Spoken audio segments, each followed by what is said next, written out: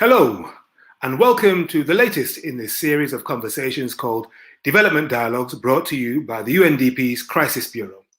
Now, today we're focusing on the central transformative promise of the 2030 Agenda, leaving no one behind.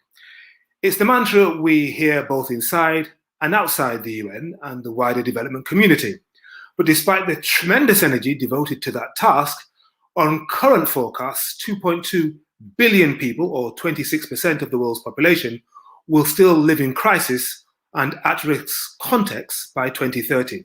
Now, the most left behind make up 3/4 of the world's extremely poor. That's 460 million people. 128 million people live in contexts of crisis and food insecurity. More than 10% of them are refugees. Over 235 million people will need humanitarian assistance and protection this year. A lot of facts and figures there. Let's get into it. The question we're asking today is, what does the global community need to do to reach the most left behind, the people we all care about? Our panelists, who will include speakers from Oxfam, the UNDP, and the European Commission, will try and answer this question, from focusing on youth, human rights, and growing inequality, on communities that are being marginalized and exploited. You'll be able to put your thoughts to them via our chat box. And then by the end of this 90-minute session, we should all feel rallied to focus greater attention on ending need, ending crises, and leaving no one behind. But first, to set the scene, here's a short film from the UNDP called Development for People.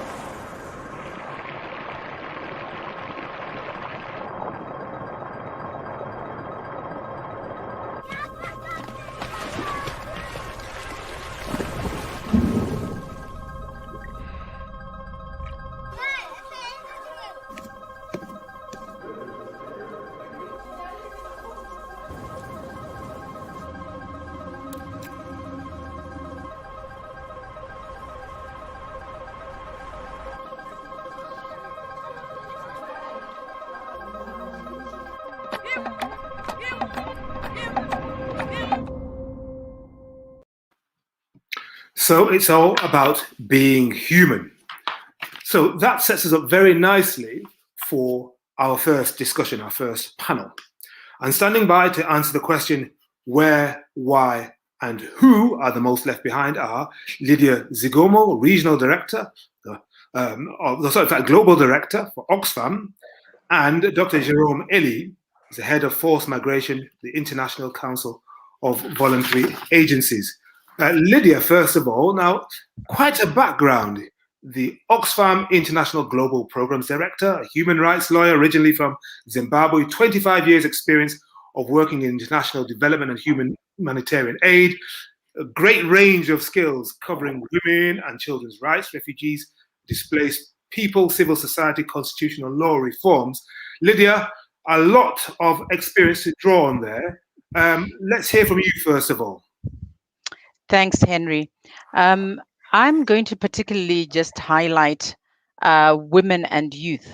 But within youth, I'm also really focusing on girls when we talk about who are the most left behind. And these women and youth, with a special focus on girls, to me are in particular contexts, mainly in the global south in developing countries, but also with pockets in middle income countries where we are also seeing the effects of economic shocks that are affecting many countries around the globe. In terms of what their situation is, I think you tend to find them predominantly located in rural locations. They are also in informal and slum settings in urban settings. Yes, they are made up of those who are displaced, but also in the host communities. And they tend to be affected by a number of factors. Poverty, the cycle of poverty, often due in the case of women and girls, to their social, cultural, and context within which they live, and which determines their role within society. They're often very much located within the private spheres within these societies, and their participation in the public sphere is often very compromised and limited. They are also affected by certain current events with COVID and the effect of COVID as we're seeing it. The digital divide has actually grown. A lot of us, and even now on this debate and discussion, are taking part digitally. But with rural poor, and if we use the example, for instance, of Africa, 94% of rural Africa are not actually digitally connected yet. So they are falling further behind. And of course, with the impacts of COVID, climate crisis, and conflict, we also see certain impacts, for instance, on girls' realities and lives, and the rolling back of achievements that had been achieved for girls, particularly with the impact on lost education, schooling days, and the sort of focus back again into early marriages becoming a big issue again for young girls who are dropping out of school because of the shocks of COVID, linked again to the economic crisis. But there are also legal structural barriers that many of these populations also still face, because they are often at that confluence of multiple legal systems that they have to navigate, and which often give them different and unequal rights per law, per their status, whether they're married or not married, single, in a family, all these issues with their location, and in some cases, religion. And all of these factors ensure that this group can find themselves very much at the bottom of the ladder in terms of entitlements. And what we have seen increasingly also with COVID is the particular situation of the urban poor. And particularly women and girls within the urban poor settlements, and the lack of extension of services such as social protection services, very patchy, not holistic, and meaning therefore that they are less able and resilient to manage the shocks that they're encountering socially and economically due to the impacts of COVID restrictions. Lastly, let us not forget also the pastoralist communities as part of the rural communities, who are particularly affected, I think, by the climate crisis, and who are living already precarious lives, often not recognized legally within certain systems of governance, or falling between the cracks between urban and rural local governments, and not particularly receiving the focus that they should receive, yet very much affected by water shortages and food insecurity, their livestock being affected by cyclical rounds of drought and flooding, as the case may be, as well as in parts of the Horn and East Africa, as well as parts of the Middle East, the locusts. So all these multiple factors, which are linked actually to the climate crisis, are having a direct impact on also this group. So those would be the ones I would want to highlight. And I think what is required in terms of the global community is really understanding the particular natures of the contexts of the things that people are facing, and the shocks that different population groups are experiencing, and beginning to understand also where we're seeing a rollback in progress, and how we work better to have resilient communities among these women and youth, and particularly girls, in these particular challenged contexts, and how innovations that are being transforming societies actually reach them, and can become tools for their development and progress, and how we also ensure fundamentally that the investment in public services and social services is a continued focus in the work that we do as an international community. I'm going to stop there for a moment, and Henry, over to you if you've got questions. I certainly do, Lydia, and to all our friends and delegates out there who are tuning in on the stream, you may have thoughts too, so you can feed them through to us in the chat box or comment box, and I'm sure we'll try and make time to field those questions and put them to our speakers. But Lydia, just one for now. You talked about a whole range of different groups of people who've been marginalized and squeezed, falling between the cracks of legal, social, and political cracks. I'm just wondering which of the various actors, including you at Oxfam, can do most to try and stop the rollback that we've seen from climate change, that we've seen from COVID, because you guys, you're supposed to all work together. Sometimes you don't.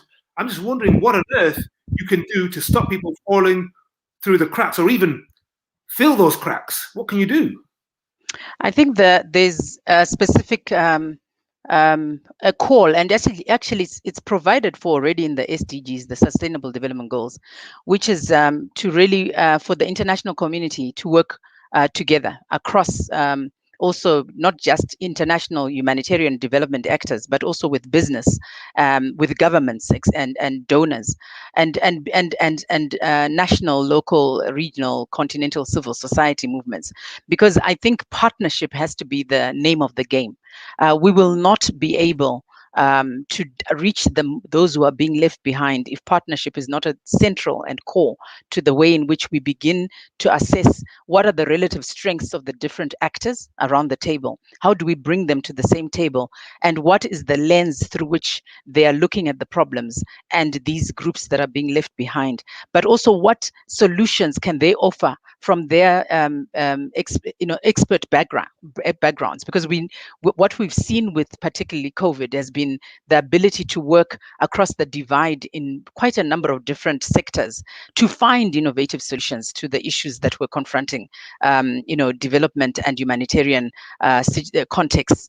So I think that lesson must be continued, and also this focus on what will it take to have a more just economy, world economy, but also national economies that are not just gender just, climate just, and putting people and planet at the center, at the heart of what we're all trying to do, and how, in what ways do we all contribute around the table to make that happen. And that then looks at, our systems, and systems here in terms of monitoring, in terms of planning, in terms of resource mobilization, in terms of programs that are being actually rolled out across countries and to reach these types of groups, but also in terms of ensuring that we increase the representation and participation of those most affected and those who are being left behind at the right tables, so they can represent and speak to their own realities and actually inform those programs that they work for them and actually result in the positive developments we want to see. That's what we all want to see, Lydia. Thank you very much for the moment. We'll hear from you a little bit pleasure. Later on. And we're having this conversation at exactly the right time, these dialogues, because we've been through a global shock with this pandemic, and every government in the world is talking about building back better. Okay, so how do we do that? And to make sure that nobody is left behind, because we've had time to think about how we do this over the last year. Let's move now to Dr. Jerome Eli, who is Senior Policy Officer and Head of Forced Migration at the International Council of Voluntary Agencies. Jerome has got a lot of experience as well, specialist in humanitarian affairs and forced displacement, thanks to over 50 years experience in academia, the UN system and the NGO community, headquarters and field level, contributed to various journals. So he's put his thoughts out there. Jerome, we are waiting with bated breath to hear what you have to say about this. Thanks a lot, Henry. Can you continue? You can hear me? Yes, we can hear you. Good. Thanks. Thanks. So, well, first, thank you for the invitation and the opportunity to speak today. I represent a network of humanitarian NGOs, IGVA, and will therefore focus also, because of my position, on forcibly displaced populations, so asylum seekers, refugees, IDPs, stateless people, and vulnerable migrants in particular. And I will try to highlight why they are often left behind. So answer the question, send the question to this panel. And while doing so, recognizing process since the time of the MDGs. So why are displaced populations left behind? Well, first, because they are among the most vulnerable, and I think Lydia highlighted that already. Displaced populations are often destitute, lacking legal and social protection. They are highly vulnerable to shocks, and the pandemic made that all too evident. They face discrimination, lack of access to rights, and may not feature in state development priorities.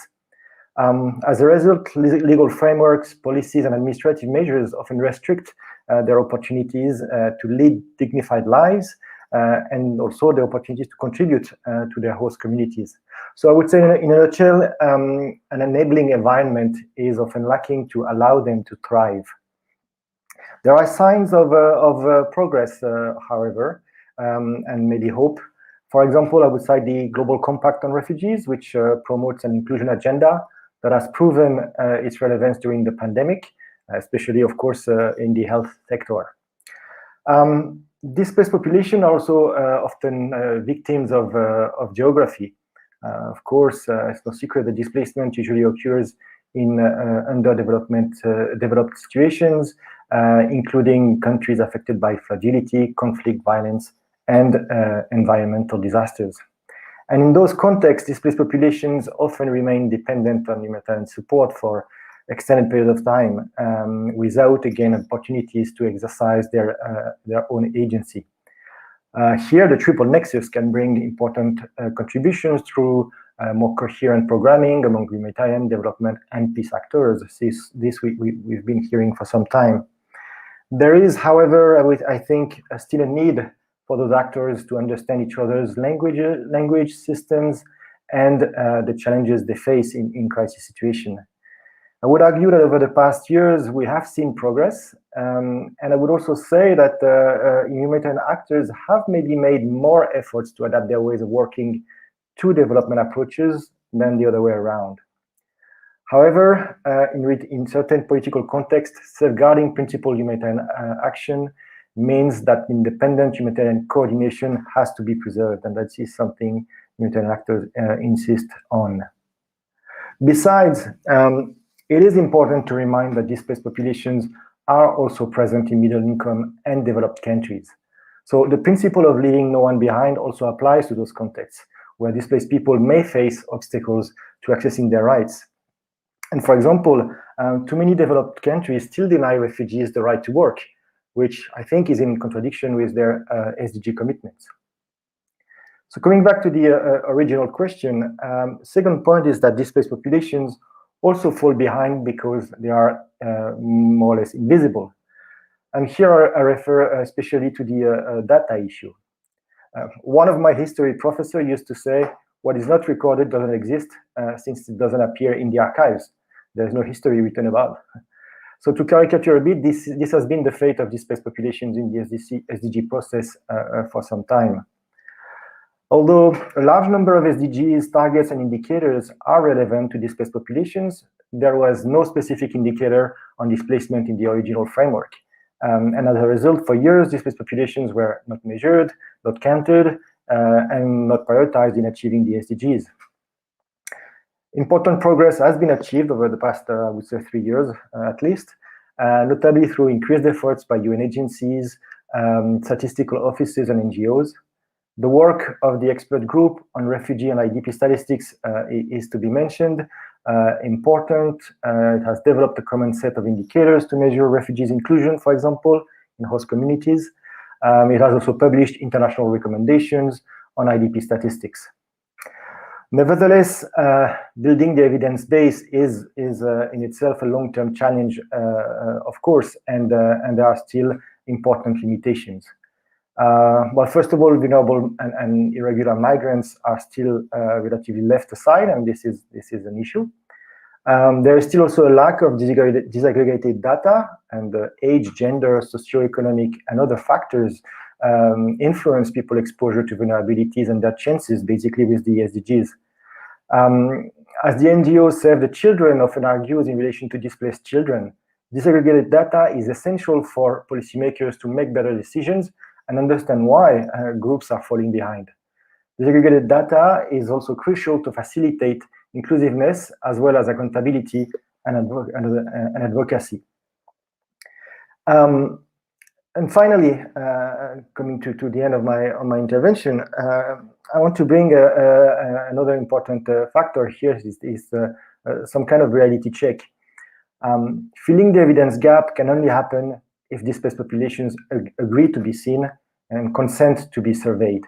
And the fact is, quite often refugees and migrants dread interactions with public services for fear of potential consequences such as detention, deportation.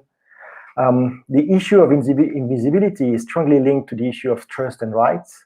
And therefore, I would argue that firewalls are absolutely necessary. They need to be in place. It is important to mention that the SDGs are strongly rooted in human rights framework, and that at the end of the day, people are left behind because their fundamental rights are often denied. Many displaced people do not exist because they do not have documents, which are usually required for their incorporation into national statistics. And in turn, documentation has a direct impact on access to rights, services, and employment. So to conclude, coming back to echoing to what Lydia said, global trends on forced displacement remain quite worrying, and COVID-19 is also reversing development gains and increasing vulnerabilities across the globe, affecting, I would think, displaced populations disproportionately. The equation is therefore clear. We face a heightened challenge. Effective action is needed to address the root causes of crisis, and renewed effort are mandatory to ensure displaced populations are not left aside. And this starts with the vaccines, the rollout of the vaccines, and addressing the socio-economic impacts of COVID-19. Thank you. Jerome, thank you very much. I've got a quick follow-up for you in just a second, but in the meantime, all our delegates tuning in on the stream, the YouTube stream around the world, and now's the time to put your questions in. I know one or two have come in already. Thank you very much. Azima from UNDP Pakistan, good question. I'll put that to Jerome and Lydia in just a moment or two. But now's the time to get your comments, your questions in on the YouTube stream. Do fire away straight away. Strike while the iron's hot. Jerome, you talked about a reality check, and of course, this is a reality check. That's why we're having these development dialogues. But I mean, you work with a global network of humanitarian NGOs. Tell us a bit more about what NGOs like yours are doing to ensure displaced populations are not left behind. Because, despite what we're saying, by 2030, we know millions will still be in a terrible position. Yeah. Thanks. Well, my NGO is a network of NGOs, so what we do is to help our members. That's true. You're working with them. You're helping. But NGOs and humanitarian NGOs are engaged, I would say, in most of the activities that I briefly mentioned. And there is actually a history of having dual mandates among NGOs, covering development and humanitarian approaches. NGOs are quite involved into data efforts, including around, responsible data. I could cite, organizations like IDMC and GIPS, who play a major role in compiling data, in analyzing the data, and also in the work of the expert group on refugee and IDP statistics that I mentioned. You have organizations like Save the Children that I mentioned already, that have a child inequality tracker, which identifies and tracks inequalities for child-focused SDG indicators. Analysis is also often done jointly with other actors, and here I would refer the audience to a recent report by the FAO, NRC, and the Development Initiative on development actors at the Nexus. I think it was launched last week, and it's quite interesting. Of course, humanitarian NGOs are engaged in reflection and implementation of the Triple Nexus, often facing challenges related to access and funding, especially in the current pandemic context. And they try to enable affected communities themselves to be actors in the Nexus. Then, quickly to finish, I would say an important side to mention here is that there is a very clear link, and that's what I try to do in my presentation, between the core protection work of humanitarian NGOs and the SDGs. Legal aid, for example, the backbone of work and assisting people in getting documentation, And this is, as I said, very important in terms of the visibility and the access to services and to rights. And here, DRC, Danish Refugee Council, Intersource, which recently published a report on that, is our major actors. Maybe I've gone too long, sorry. That's okay, Jerome. I mean, it's good to have a comprehensive answer, especially if you have the data and the evidence, because what gets measured gets done. Otherwise, you're invisible. Let's bring back Lydia Zigomo as well from Oxfam International. Thank you, Lydia, for standing by. Now, we've got a question that's come in here from Azima Zaidi from UNDP Pakistan. Hello, Azima. Thank you very much. The question is, how can we better ensure the inclusion of youth with disabilities within the decision-making processes? That's it. For years we've been saying we want to hear from the youth, we want to engage with them, but what about youth with disabilities? Lydia, can you talk about that?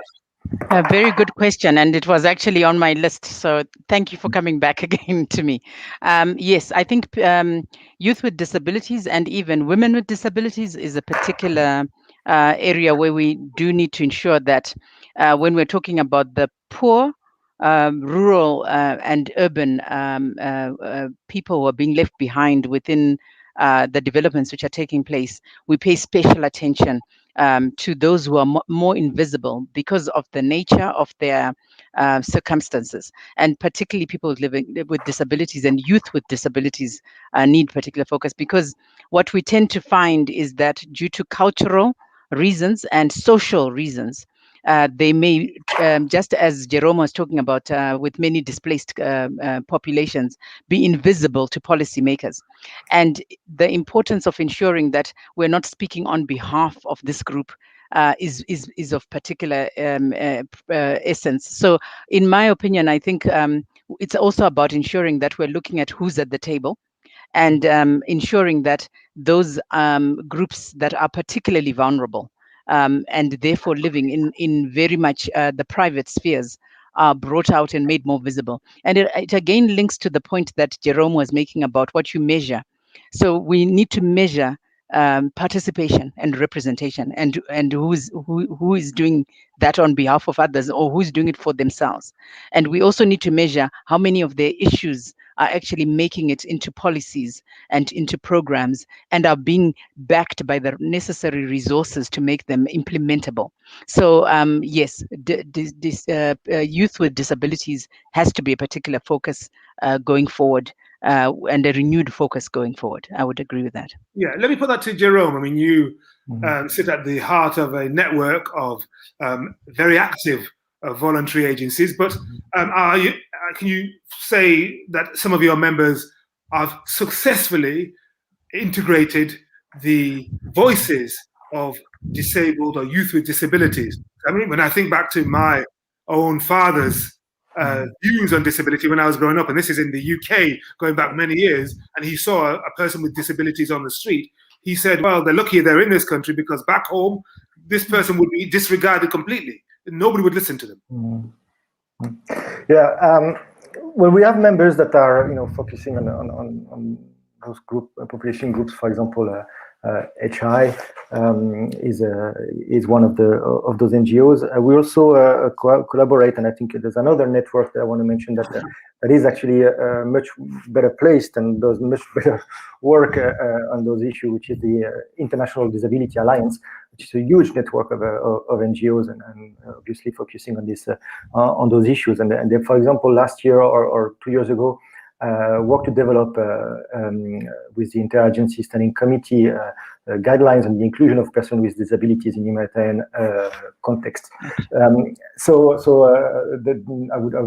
would suggest to have a look at that to get a more detailed answer. What I can say in terms of my own day-to-day work. We work to organize regular consultations between NGOs and UNHCR, for example. And one issue that we can face in this in relation to the question is simply also a question of resources. In the current context, there is increased access to those kind of meetings through the Zoom. But as Lydia said in her presentation, there are also barriers to that. Connectivity is one. Having, for example, access systems that make sure that, for example, deaf people or blind people can have access to the exchanges online is an issue, and it's not something that you can solve on the cheap, I would say. Resources need to be devoted to that, and probably and so programmed as well. And I think we need to make some progress on that as well. And the last thing is, when you're in humanitarian, those issues about participation brings you back to accountability to affected population. This is part of that. We need to include, we need to consult, and we need to be accountable to the populations. Great, Jerome, thank you very much. Just a few more minutes of our Q&A left. Got another question come in, and I'll ask that in a moment. But just to encourage our delegates watching on the stream, the YouTube stream, do take advantage of this opportunity. We've got a lot of expertise among our colleagues on the panels today. Let's take advantage of it, because remember, the world was put on pause. We're supposed to be building back better, but as we're hearing today, the numbers of people who risk being left behind and who will, on current forecast, be left behind goes into the hundreds of millions. This is by 2030, in just 9 years' time. So please do take advantage of the stream and the chat box and type in your thoughts or your question. This question is for you, Lydia. You mentioned the digital divide as an issue. Maybe you could also reflect on national or biometric ID cards, which processes we should support in regard to assuring inclusion of all. I mean, the funny thing is, everyone's talking about vaccine passports as a Trojan horse for biometric passports, and people are very worried about this. So how concerned are you, and which processes should one support? Lydia, are you muted? Aha, or have you frozen? I think, yeah. Patrick, you have any thoughts on that? Yeah. Well, I was trying to think about what the question itself and what you just said about that. Yeah, I mean, because let's think about it. We want to include people. We want to measure people. What gets measured gets done. But you can understand why people are reluctant to be counted, to be included, because they feel they're going to be deported or something horrible will happen to them. So when it comes to biometric ID cards, which many countries are rolling out, is this something that one should support, given that there are positives as well as negatives? Sorry, should I come in? Sorry, I dropped off. Yes. My Wi-Fi became unstable there for a minute. That's all right. My apologies. You're stable again. And Jerome can add. Sipping his drink relief. So and now I'm going to sort of put on my human rights lens, because I do think they, as you were just saying, there are major considerations, and the digital transformation era we're moving into poses huge challenges from the point of view of understanding in which contexts we are operating in, where these most left behind are, and what type of governance systems are operating in those spaces, and how realistic is it to expect those governance systems to protect these particular vulnerable groups of people. So, in a all fair, equal world, I think biometric IDs, etc., is okay, and in fact is already happening. But with data protection and data rights issues, digital rights issues, we do have to also pose a word of caution about how that data is collected, how the populations from whom it is being collected are integrated into understanding why their data is being collected, how it is going to be used, for how long is it going to be kept or stored, and also that there is an accountability angle back to them in terms of if the usage of that data changes or is prolonged beyond what it was collected for. All right. And then lastly, ensuring that there are ways in which citizens in general, but particularly vulnerable communities, are able to fight back or hold to account those who are holding their data. So what we have found in the work that we do, this is a minefield. It is not just open access. There have to be some checks and controls in the system, and there needs to be a greater transparency about how data is collected, used, stored, and that citizens in general, including those who may be undocumented and may be very vulnerable, how their rights are protected in the process. So we have to proceed with a great deal of caution. Thank you very much for answering that question on behalf of Oxfam International. Do you have a quick 30 seconds of something to add, Jerome? Well, I think I agree completely with Lydia that there's always trade-off. I said in my presentation, having documentation is useful in accessing rights and in accessing services. But of course, I would say to the question, I would answer: one, we need to be clear about what the intent is. Why do we want and need? Two, is that really what is necessary, or is that really the solution? And three, for a number of countries, I would say, is that really the priorities in terms of resource mobilization? Because this is costly, this is complicated. This needs to be done also on a sustainable manner. Because if it's to develop a program that runs for 6 months and then it stops because you don't have the resources to continue, it's a waste of everybody's energy and money. But documentation is important. We'll finish it there. Thank you very much indeed, Jerome Eli and Lydia Zygomos. Thank you very much. That's our first panel. So now that we've established where, why, and who are the most left behind, our second panel will consider this question. What do we need to do differently to deliver development solutions to the most left behind? Okay, what do we need to do differently? We have three panelists this time. We have Zina Ali Ahmad, a UNDP resident representative from Iraq. In Iraq, should I say, Patrick Rabe, Directorate General for International Partnerships, the European Commission. So that's where he works. And we have Daniel Hislock, Director of Policy, Learning and Interpeace Advisory Team at Interpeace. So we're going to hear from each of them first for a few minutes, and then we'll take some questions. Let's give you a bit more information about Zina Ali Ahmed. So Zina is currently the resident representative for the UNDP in Iraq. And before that, she was Regional Director for UN Habitat, Regional Office for the Arab States. She's been working with the UN for the last 20 years, assuming key positions in UNDP Jordan, Syria, and Lebanon. Indefatigable, huge experience. So Zina, let's take it away. Let's hear from you. Thank you very much, Henry, and thank you for the organizers to giving us the opportunity to share.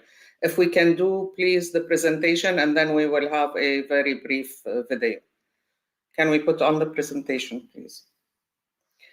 So we are going to share an experience from Iraq, and it puts all the questions that were asked in the first panel actually into practice. Next. So a very short brief on the context of Iraq. Iraq is a country that has been marred with conflicts for 2 decades, most recently the ISIL conflict. Today, out of 6 million Iraqis who were displaced, around 1.2 million remain displaced. UNDP has the biggest global stabilization programming that has supported the return of 4.8 million displaced Iraqis, but we still have the last mile. So we still have a caseload of the remaining IDPs that are hardest to return and hardest to return areas. Next.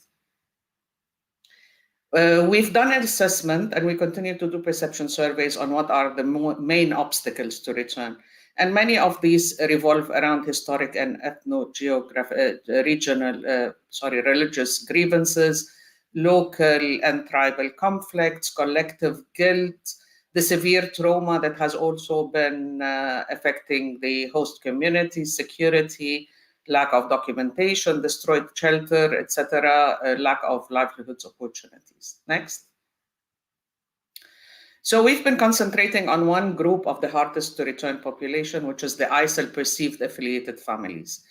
Why are we concentrating on these? These have proven to be hardest to return, hardest to integrate. There's a major stigma surrounding them that requires dedicated support.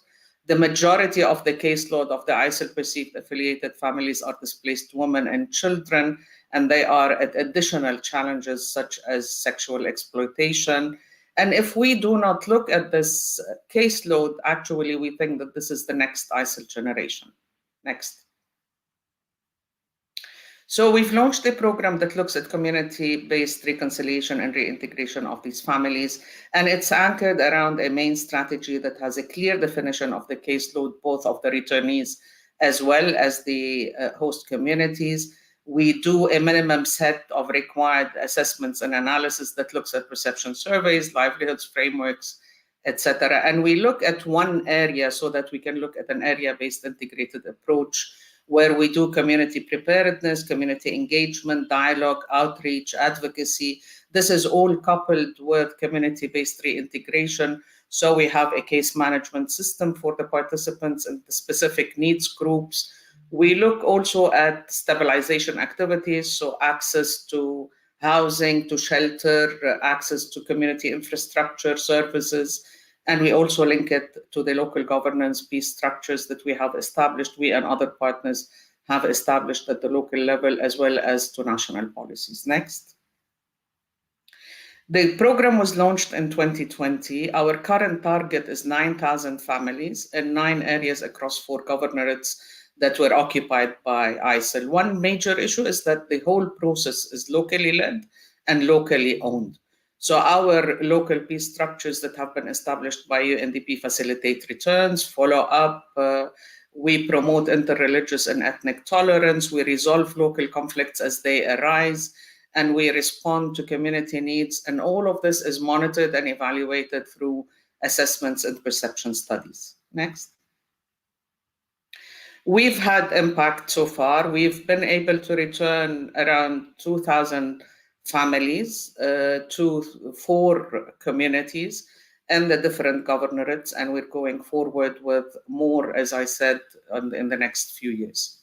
Next.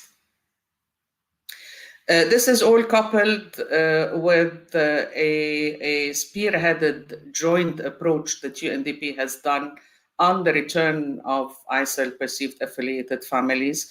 We have in it international NGOs and some of the UN agencies that are important in this endeavor. We also have a strong coordination mechanism that is co-led by UNDP and IOM with other UN agencies, including UNAMI, the political mission, and international NGOs. And the coordination approach is two-type, actually. One looks at national level programming and advocacy, and the second looks at community and governorate level programming. Through that coordination mechanism, we ensure that all of what we're doing together really would have impact on these families that are furthest left behind. Next. We'd like to show a very brief video of 2 minutes so that we can get all of this into reality. So if we may put up the video, please, and then over to you, Henry.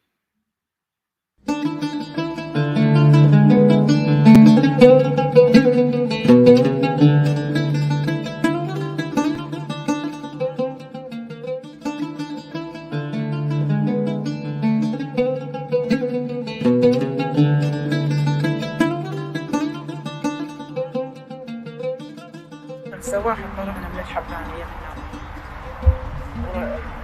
2014 شكلنا بال 18 مخيمة 18 المخيمة 18 جابونا الحبانية ومن الحبانية على السياح. شفنا ضيم شفنا وحلالنا راح وسيارتنا راحت وعفناها وطلعنا طرق نشادجنا طلعنا طرق نشاد ما اخذنا كل شيء بس بيوت واحد والله عشنا والله على الخبازات وعلى شو اسمه التمرات وعلى الخبزليات صعب والله رجعتنا لجنة السلام مقيم مقام علي داوود ورجعونا زينين ما حد حاكانا. بس تعرف انت المنطقة ما لقينا بها كل شيء، شغل لا عمل لا كل شيء لحد الآن. والله أثر علينا مو طبيعي، احنا عفناه وخليناه بالمنطقة وما نعرف عنه كل شيء، ما نعرف عنه، راح هو العلم به وهسه تأثر علينا حيل شيء صراحة. بس ما بدينا شيء والحمد لله والشكر. هو لا راح بهالطريقة هذا احنا شو نسوي ايش علينا؟ احنا ظلينا بالمنطقة بس اي من يحي تعال انت بلقيت يابا انا بلقيت شلون؟ يقول انا فكيت اراضي تعرفوا اراضي الناس والله 8 دباب قيات راحان طبابي خلبوا فيات الغرف مثل ما تقول عائله مال كلها راح ولا حول ولا قوه ما عندي تجيب لهم.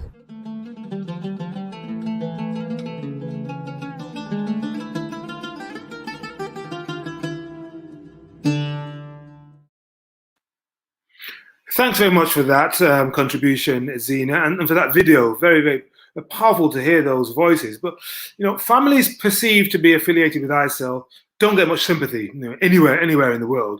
So, but you think they need to be fully supported and integrated because of concerns about future violent extremism, the next generation of ISIL. So how can we move forward from the local granular level to a national level on this, Zina?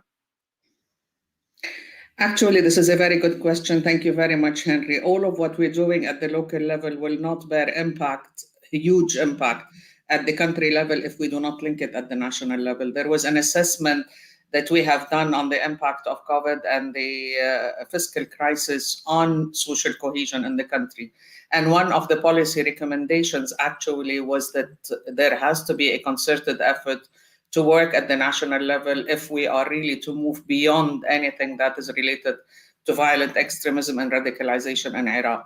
For that, we have contacted the national authorities. There is a structure that is set up now within the government of Iraq to look at a national strategy for preventing violent extremism. And we're working with them on refining that strategy, but also translating it into programming that looks at the programs of the different ministries, the Ministry of Education, the Ministry of Health, the Ministry of Religious Affairs, etc. Because without that mainstreaming of a PVE strong agenda, we will not be able to move forward. Zina, thank you very much indeed. That's Zina Ali Ahmed, resident representative of the UNDP in Iraq. And Zina, do stay around because, of course, we may have questions for you in the chat. And let's hope that some of our delegates will want to respond to what they've seen in the stream and type in their comments or their questions, and we'll feed them to you. But for now, Zina, thank you very much. And let's move on to Patrick Ramid, who's currently team leader for resilience and humanitarian development peace nexus at the International Development and Cooperation Directorate of the European Commission. He's previously held several positions in the Development Cooperation, serving as the EU's delegate to the OECD Development Assistance Committee, or DAC as it's often called, and heading the team that prepared the post-2015 development framework. Patrick, let's hear from you and then we'll have a back and forth after that. Thank you very much. Patrick. Thank you very much, Henry, and thank you to UNDP for organizing this very interesting dialogue. So I'll try and say a few words on what we're doing to address these issues and what I think maybe all of us could do better to address these issues. But just to start off by saying where we start from, or what our starting points are, and they are very much in line with what I've heard today. And the first is that those disadvantaged, the ones that we are trying to reach the furthest behind, are very much in fragile countries or in countries that are in or out of conflict. And so the first thing to note, I think, is that these are contexts in which it's difficult for us to work. The second point, and it's also been made, is that people increasingly are not on our sort of development radar. They are refugees, or they are internally displaced, or they are even worse, not even documented as either of those. And that also makes it difficult to provide long-term solutions. And these things, of course, have been exacerbated now by the pandemic. And so that's a little bit the starting point for us. And what we are doing now going forward is, first of all, I should say that this is a priority for my commissioner, Jutta Urpilainen, and she's made sure that in both our policy base and in our financial base, we include addressing this better. So our policy is the new consensus on development, and our financial base is a financial instrument that will likely be called the Global Europe Instrument, which is kicking in this year and will run for 7 years. So it's very much sort of in time for the pandemic recovery. And there she has focused on 4 things that I'd like to mention. And first is the reconfirmation of poverty eradication as the overarching objective, and not just as an average for a country, but for everybody. A second priority is inequalities as a cross-cutting objective across our sectors. A third is addressing specifically discrimination as an issue and discriminated groups and most vulnerable. And then a fourth issue, and it's been mentioned already today, is that because we work in fragile countries on these issues, we need to be better at working in a joined up fashion with our humanitarian and with our diplomatic and peace colleagues. And so we're very much implementing the triple humanitarian development peace nexus in countries, in fragile contexts. And that will allow us, first of all, to be better at analyzing the conflict risks and the conflict situation. And it will give us more opportunities to do more conflict preventive work and our development action be more conflict sensitive. And it will also allow us, we think, to focus more on what could be positive coping capacities that people possess. So there are four points that I think are key to us in addressing this going forward. And then a couple of points on what I think maybe we could all try and do better. And that is, first of all, to include these issues better in the political dialogue that we have between countries. And there, I think that the triple nexus can help. We shouldn't be afraid from the development side to talk about politics.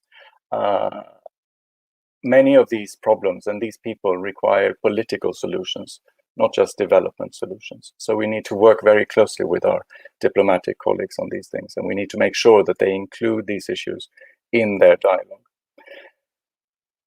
A second point, I think, is how we can work better between the various organizations we are and draw more on our comparative advantages. And there, I think the UNDP, of course, has a unique role as it's owned by the developing countries themselves. And I think we have a unique role with our political weight and the number of countries that we cohese around policies and around development action. And how can we sort of work better on drawing on these comparative advantages?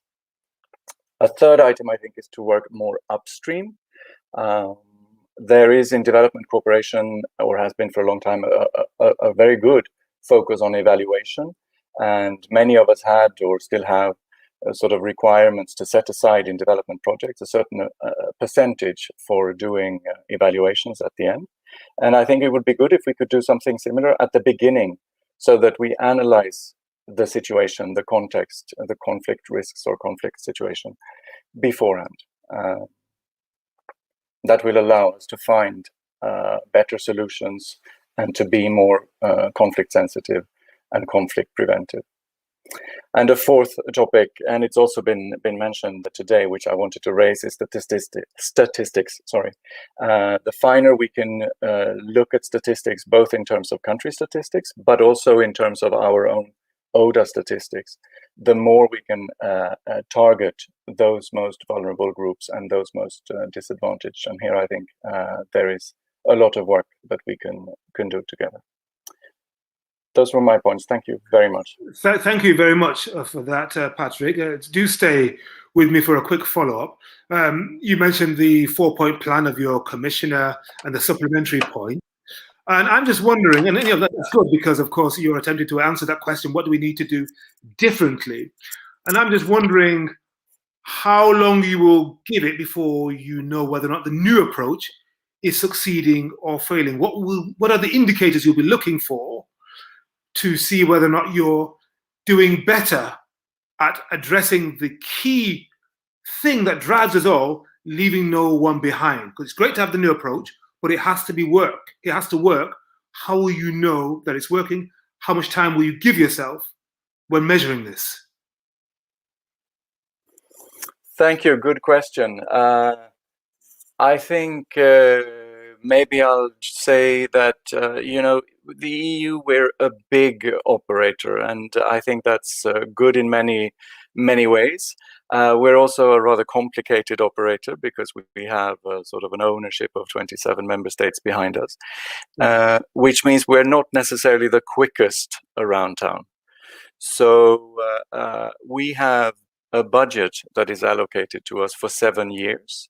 Yeah. And the benefit of that is that once this budget is approved, once we have discussed country allocations and country programs, there is predictability in what we will do, which is a good thing.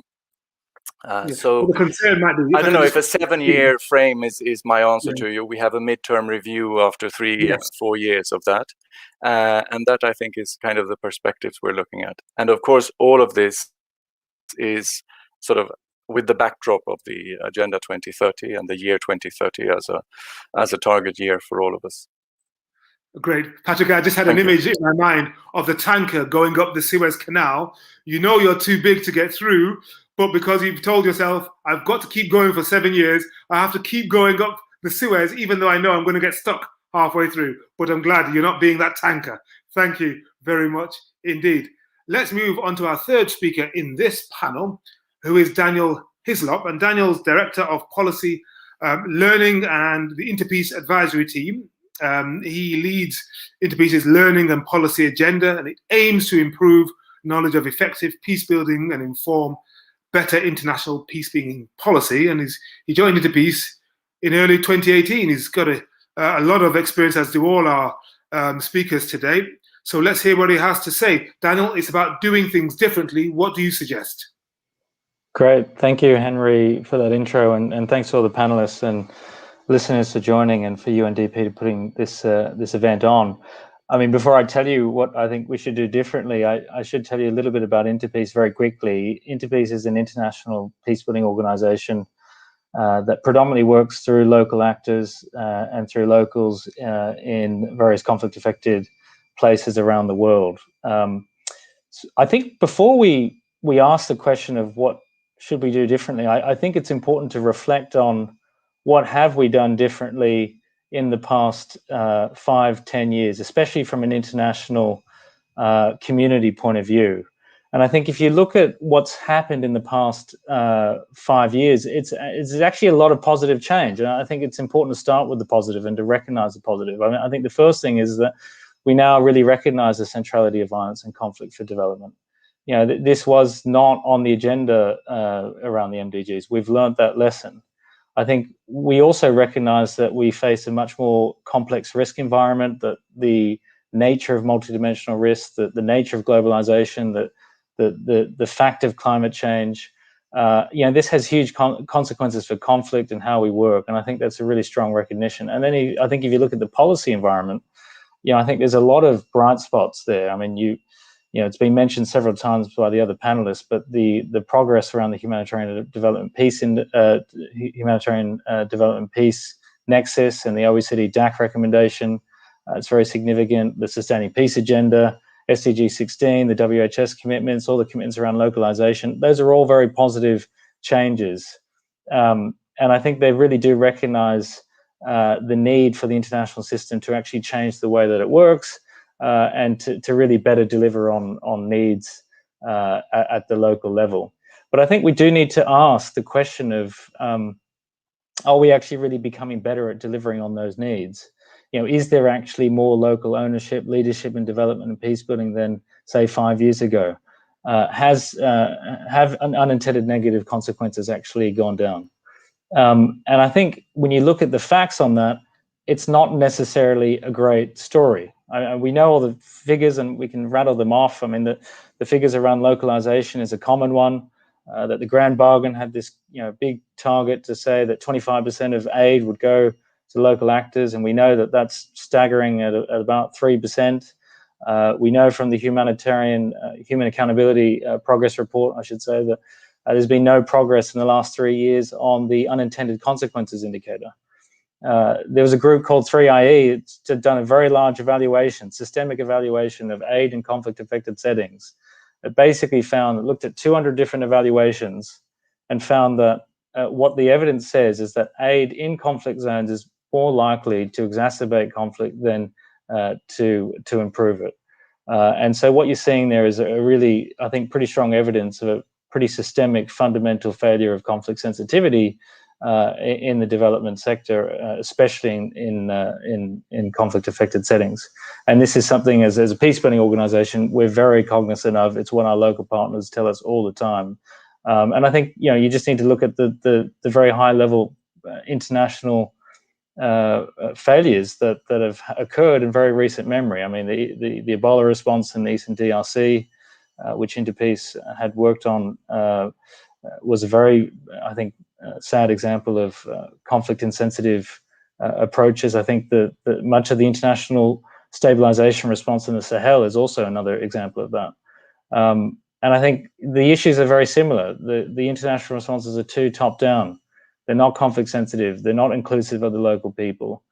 And we're not seeing fundamental concepts of do no harm and conflict sensitivity actually being implemented. So really, the first thing I'd say is that there's a yawning gap between that very positive policy discourse and practice, and that's the first thing that needs to change. We need to really develop a much stronger sense of urgency about that policy to practice gap.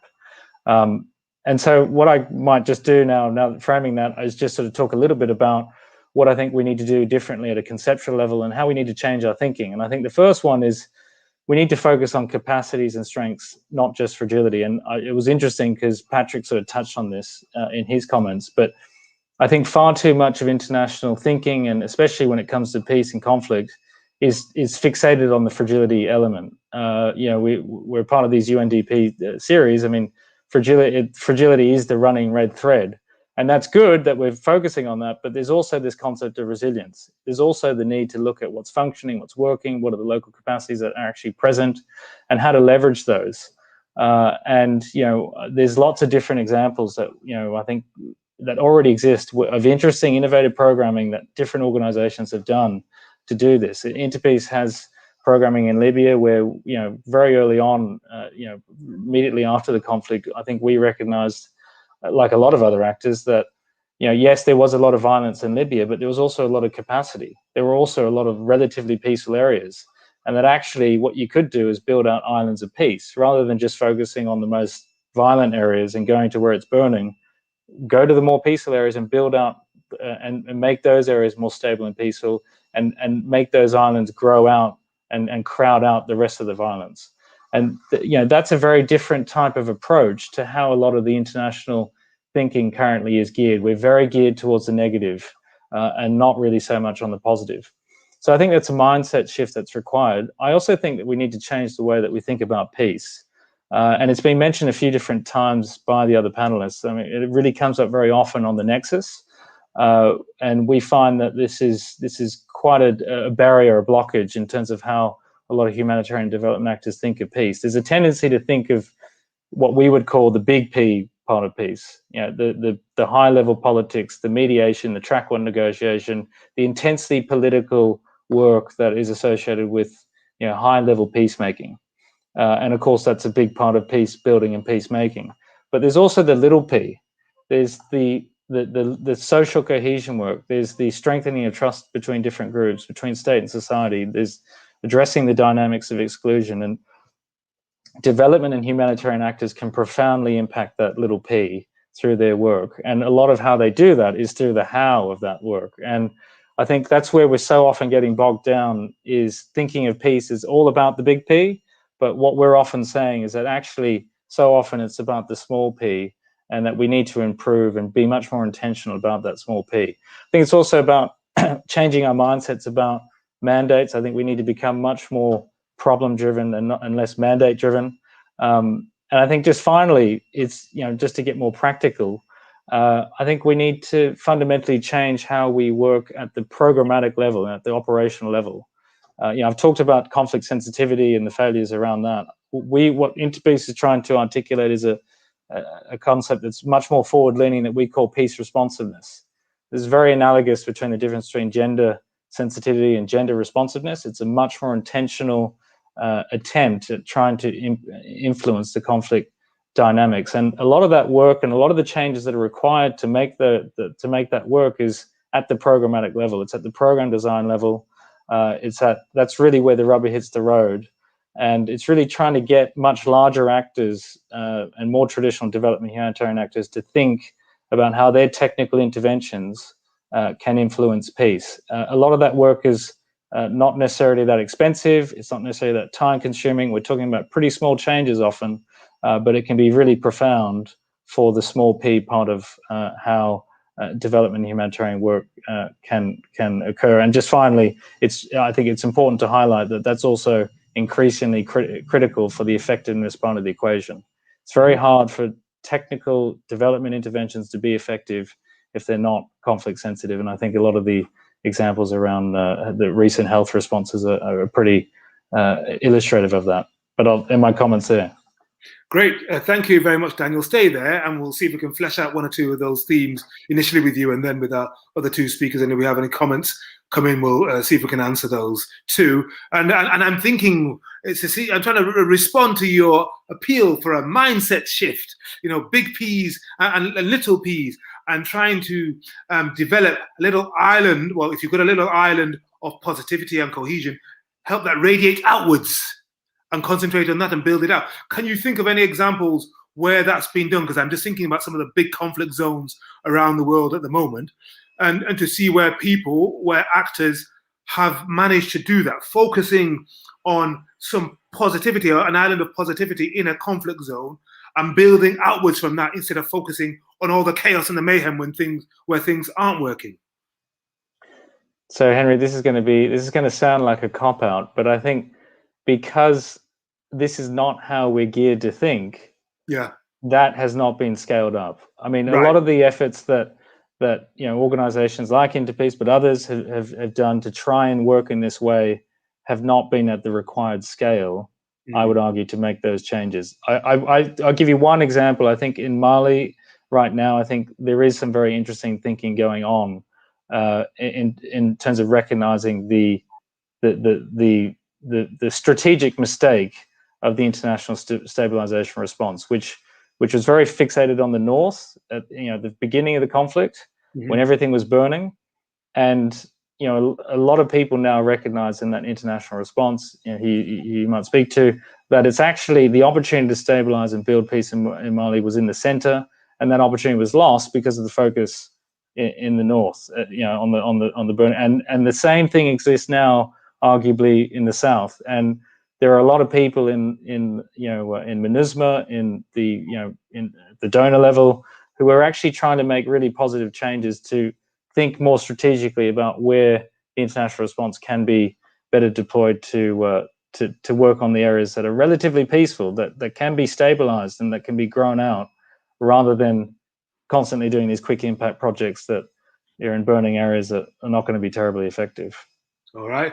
Wow. Okay. It's very, very bold thinking there, Daniel. Let's bring back our other two speakers. We've got Patrick Rabe and Zina Al-Ahmadi. Remember what we're thinking about here. How do we do things differently? And the overarching question, of course, for the whole session today, where are the most left behind and why aren't we reaching them? Okay, I can see everybody now. Zina, I'm just wondering if what is being discussed here by Daniel could work in the parts of Iraq where you're present.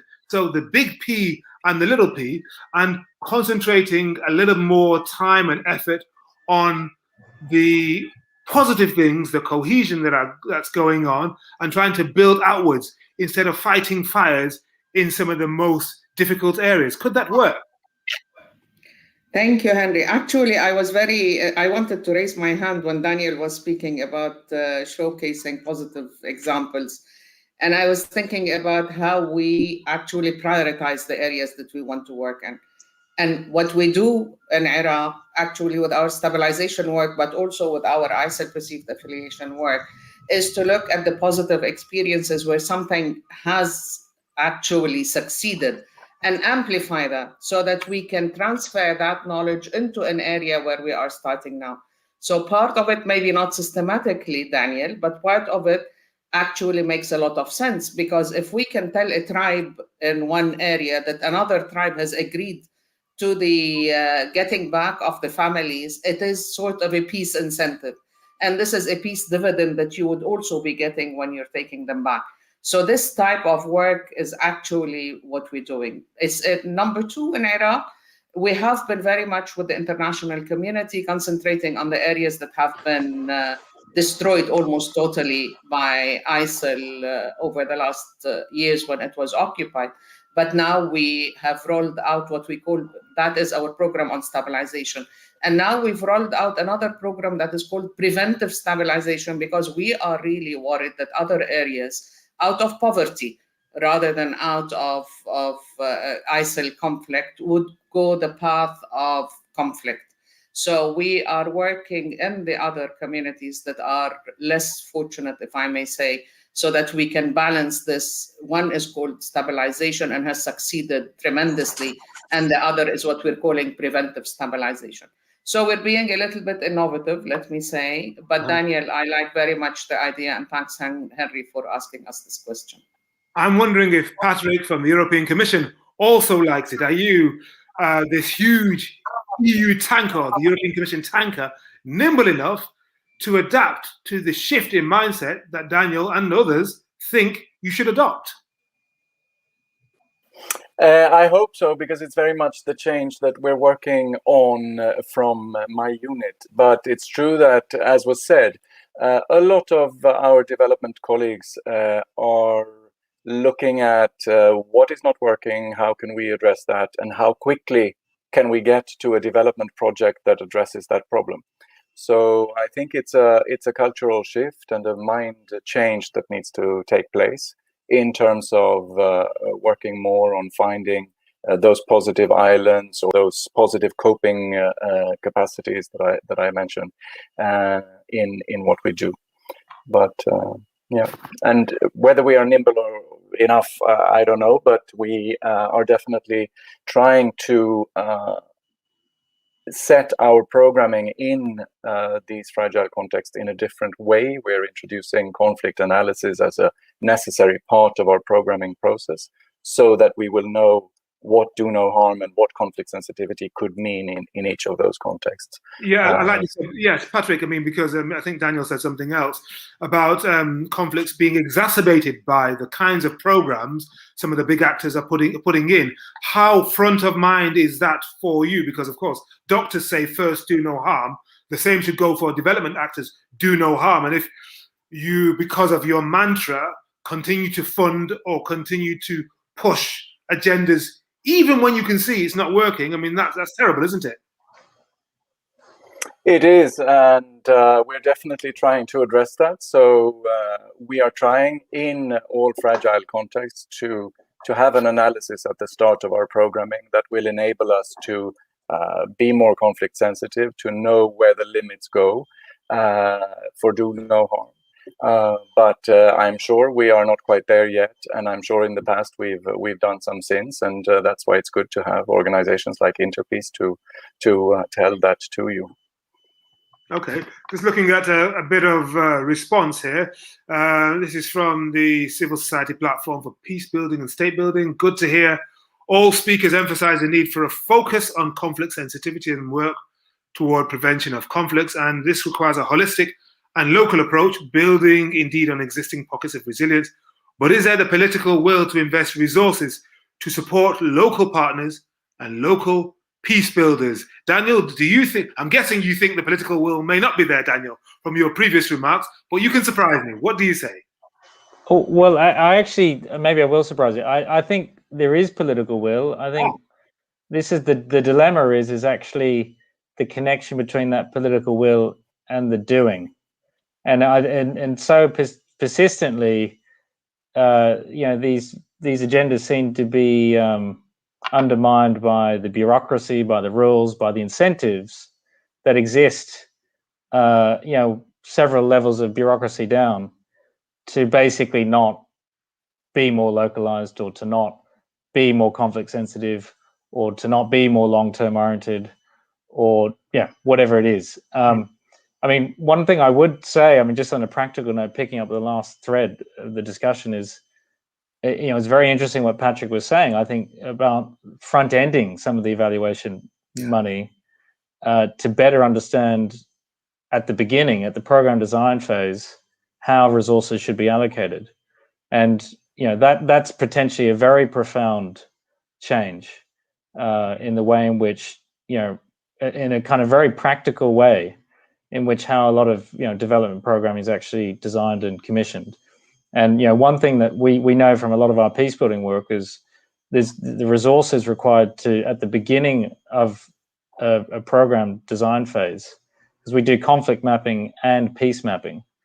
The peace mapping component, trying to understand what's functioning, is very resource intensive, because you do need to do quite intense ethnographic participatory work with local communities to understand not only what the needs are, but what is working. And that's interesting that there is just thought it was interesting that there is that sort of thinking going on. So it's maybe a bright spot. Good. I'm pleased. We want more bright spots. Zina, do you see the political, I know you have to tread carefully when talking about politics and funding sometimes, but do you see the political will being there in the way that Daniel, well, I suppose he's optimistic that it's there? Let me be more optimistic, Henry, if I may. And let me give an example of our, stabilization, the funding facility for stabilization program that has had such a huge impact in terms of the return of the displaced Iraqis after the fight with ISIL and the liberation from ISIL.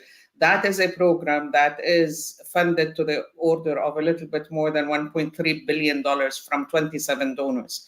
And one major, let me say, prerequisite for the donors is local capacity and local implementation. So what we do is actually work with the local authorities, with the local partners. We jumpstart economic activity at the local level through local companies. More and more, we're trying to partner in our social cohesion and conflict prevention work with local partners, local community-based organizations. So not only I'm optimistic, we're saying that it's a prerequisite, and without that generous support, I have to say, millions and millions of Iraqis would still be displaced, and many of the areas that have been rebuilt through that wouldn't have been inhabitable for the displaced to come back. Thanks, Zina. So questions are coming in. We've got this one. When addressing Leave No One Behind, is it better to focus on socioeconomic issues like livelihoods or building capacities for resilience? Patrick, I'm going to come to you for that. So when addressing Leave No One Behind, is it better to focus on socioeconomic issues like livelihoods or building capacities for resilience? What say you? What say I? I think yes. I will go like those economists who go on the one hand and on the other hand. Okay. But I guess that what I was trying to get through in my points is that we need to be spending more time looking for the positive coping capacities, the opportunities for resilience that is within communities or within individuals or households, etc. So maybe today, yes, I'd say maybe we have looked a lot on socioeconomic issues and overall socioeconomic indicators and parameters, and that we need to look more into the sort of very local capacities for resilience. Right. Yeah. And this one to Daniel, unless you want to bounce back onto that question and take this one as well. Should we be targeting the most left behind directly or building systems that will benefit everyone? I suppose it depends on where the urgency is. You know, if you're in Tigray in northern Ethiopia, it's a terrible crisis right now. I mean, what are you going to do first? I mean, that question, I mean, it's maybe a false dichotomy, but it does almost remind me of the sort of the tension in humanitarian response between the short term and long term. And when you think of that example you just gave, Henry, I mean, yeah, it's working with displaced people in Tigray. I mean, that's working with the most left behind directly. Yeah. But the manner in which you do that could have long-term consequences, not only for them but for broader communities.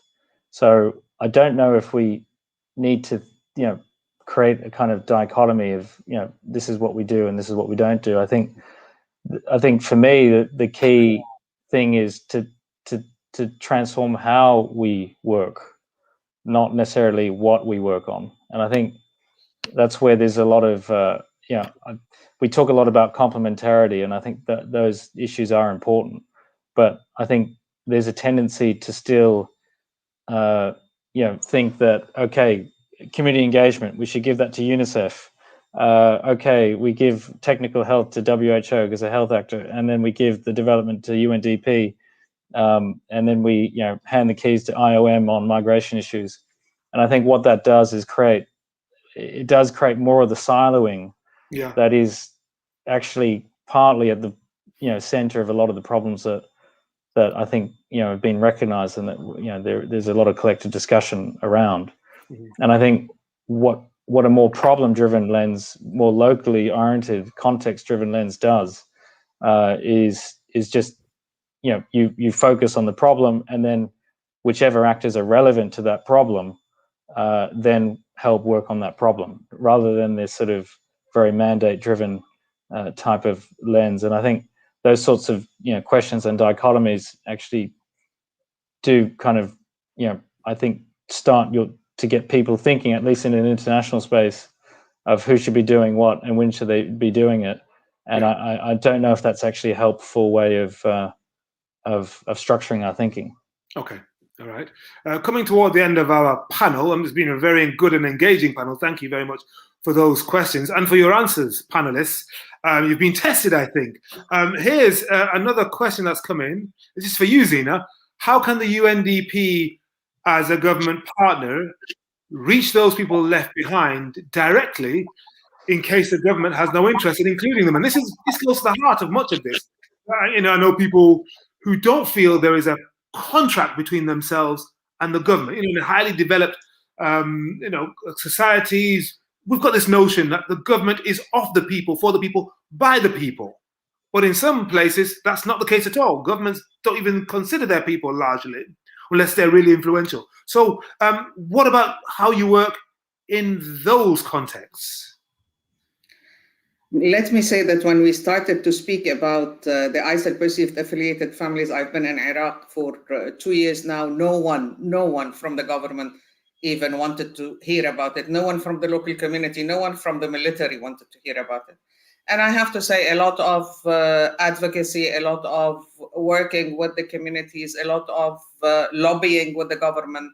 We are now at a place where we can speak about it. It doesn't mean that everyone now will be accepted, etc., but that's not the case. However, a lot of patience, I have to say, a lot of positive experiences, a lot of advocacy has worked that way. But I mean, the question assumes whether the government would or would not let UNDP work with the people. We have a mandate to work with the people, and we work with the government and with the people. And again, it's a long-term process. Sometimes, like now, our work on the social contract that will be coming out in some month actually brings the words of the people, what they perceive and what they think and what Iraq they want, to the ears of the government, hopefully, so that it can be taken into the ears of policymakers, especially as the elections are coming up. So we should not assume it's not difficult. It is difficult, but that's the bread and butter of what we do. Yes, it's difficult. That's our raison d'etre in many ways, dealing with difficult issues, in the interest of humanity, thinking about the video earlier on in our session. But thank you very much, all three of you, because that was a really good and engaging panel. So thanks very much to Zina Ahmad, Daniel Hislock, and Patrick Rabe. Wonderful. Okay, now thank you as well to all those of you tuning in for your questions. The question now, though, is where does this conversation leave us and how do we move forward? I'm delighted to invite Laurel Patterson, leader of the UNDP's SDG integration team, to give us some closing thoughts after that very, very dynamic session. Laurel, over to you. Henry, thank you so much. And thank you to all of the experts that have joined us. I thought it was a fantastic and really rich discussion. And there was a lot that I won't be able to capture in a few words at the end, but let me try to share a few points of direction as I've heard them and certainly as we understand them at UNDP. And the first is two things. One, we don't only need to focus on leaving no one behind, but reaching the furthest behind first. And what we've heard today is the importance of understanding vulnerabilities that shift and change over time. What that requires of us is a focus on the local. It's an understanding of micro trends. And it's a willingness and ability in the way that we work. Daniel has made this point, so have others, to be adaptive, to be a little more experimental, and to consider different tools that we have at our disposal to understand and maintain an ability to connect with communities and others as situations shift and unfold. And we've certainly seen this through COVID. Related to that with COVID, UNDP has just released some research, which I think is relevant to this conversation about debt and the potential and massive risk of a crippling debt crisis for countries. And that's not only a concern in terms of what that could look like in terms of defaults on payments, but also in terms of a crisis that can prolong over a decade that we cannot afford to be a lost decade. We can't afford to lose. So as we're thinking about supporting countries from a debt perspective, this is where we also need to be connecting with what do we want to fill that space with? How can we ensure that investments, if countries are able to make them, are invested in such a way that we are promoting sustainability and equity? And I think this conversation today has had a very strong lens of equity and rights by many others, but Lydia started with that at the beginning. And here I do think there is a conversation we need to continue. Certainly we are in UNDP through several areas of the Global Policy Network and with our regional bureaus on data, use of data, advanced analytics to help us understand, potentially fill gaps in certain contexts where we don't have all of the information, but also questions around governance, privacy, security, and data ownership. So I think those are big questions for us going forward. In terms of understanding why people are being left behind, here I think we've had a very provocative discussion today that we need to continue. Why are the poorest people and most vulnerable in those situations? What has happened? And there we have to ask difficult questions around systemic inequalities. What is driving these? And what would motivate or be a disincentive to addressing those? This comes down to a discussion of power. And I think it's been at the center of the discussion today, even in many shapes and forms. But how do we get at the heart of power imbalances? How do we understand the way that systems are experienced at the margins? And as several of you have commented on, how do we bring those voices empowered into the center of a discourse? So I think power, I think equity, I think asking ourselves questions on, is this fair? What do we mean by progress? Is it progress for everyone? What would it take?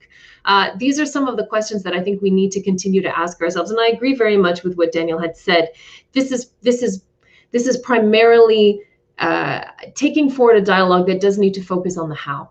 How are we approaching our work? How are we thinking about it? And I think the resilience lens brought into, certainly we do at UNDP, into this notion of reaching the furthest behind first is very, very important. The last point that I'll share in closing is really on mindset shifts. Several of you, and Henry, you actually started with it, have talked about listening, have talked about what it means to be human. Many of you have commented on understanding context of vulnerability by and as the people who are living it experience it. And Zain, I thought it was a really powerful video that you shared as well too, that provides an insight into how this affects every aspect of people's lives. And that requires changes on our side in the international community as well too. So I just want us to take forward as well this notion of progress and what that means in asking ourselves questions around, is it fair and equity? And finally, looking at underlying power dynamics, which really need to be boldly reconsidered if we are going to leave no one behind, reach furthest behind first in this decade ahead. So thank you all so much, a conversation we certainly look forward to continuing. Thank you very much, Laurel. You captured superbly in just 5 minutes the essence of what we discussed in 85. So that was a brilliant job there. And let me extend the thanks to our speakers, Lydia, Jerome, Zina, Patrick, and Daniel. And that concludes today's provocative edition of Development Dialogues and How We Reach the Left Behind. We hope to continue that provocative energy into the next round of Development Dialogues. And thanks very much to the organizers at the Crisis Bureau and the logistics team behind the scenes, and to you, of course, for joining in. Till next time, stay safe, stay human, and goodbye.